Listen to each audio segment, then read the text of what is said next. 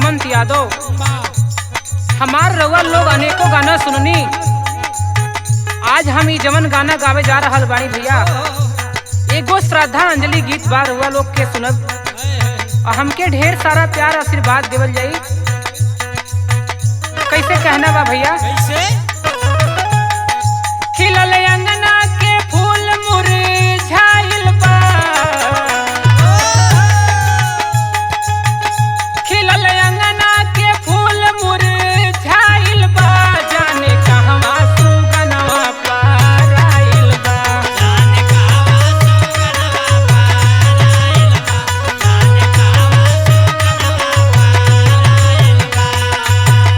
खिलल अंगना के फूल मुरझाइल बा, जाने कहवा सुगनवा पाराइल बा। जाने कहवा सुगनवा पाराइल बा, जाने कहवा सुगनवा पाराइल बा।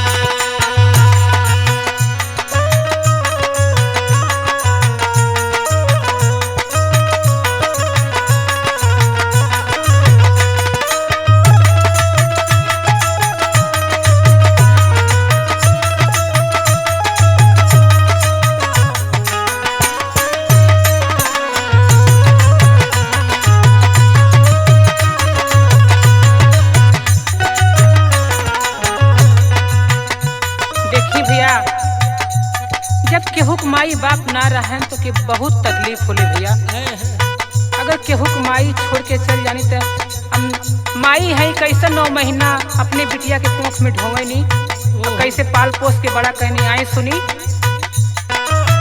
रोआ बेटी जाई अब के करे बखरिया हो, के करे बखरिया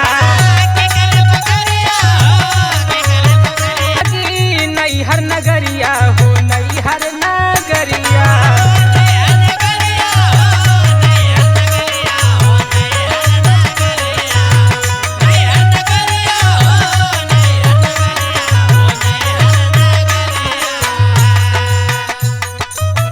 रोआ बेटी जाई अब के करे बखरिया हो, के करे बखरिया माई बिना सोन लगी नैहर नगरिया हो, नैहर नगरिया।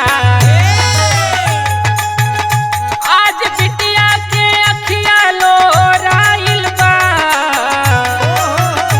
आज बिटिया के अखिया लोराइल बा, जाने कहवा सुगनवा पाराइल बा।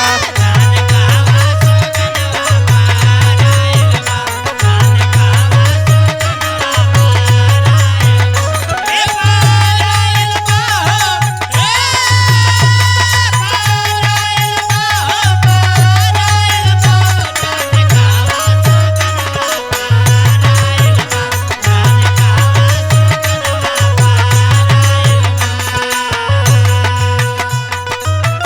देखी भैया, माई की बिटिया कैसे दवाई दर्पण करतानी भैया। और सुनी गाना में, मेडिकल हॉस्पिटल में भर्ती हम कैली हो, भर्ती हम कैली, भारत हम कैले हो, भारत हम कैले हो, भर्ती हम कैली हो, भर्ती हम कैली। माई के अपने ताबो नहीं पवनी, ताबो नहीं पवनी। आज माई हमारे हेराइल बा, देखा सुखया चयनवा हेराइल बा, जाने कहवा सुगनवा पाराइल बा। जाने कहवा सुगनवा पाराइल बा, जाने कहवा सुगनवा पाराइल बा। ए पाराइल बा हो, ए पाराइल बा हो, पाराइल बा, जाने कहवा सुगनवा पाराइल बा, जाने कहवा सुगनवा पाराइल बा। आई भैया देखी, माई बिना ममता का हाल बा भैया।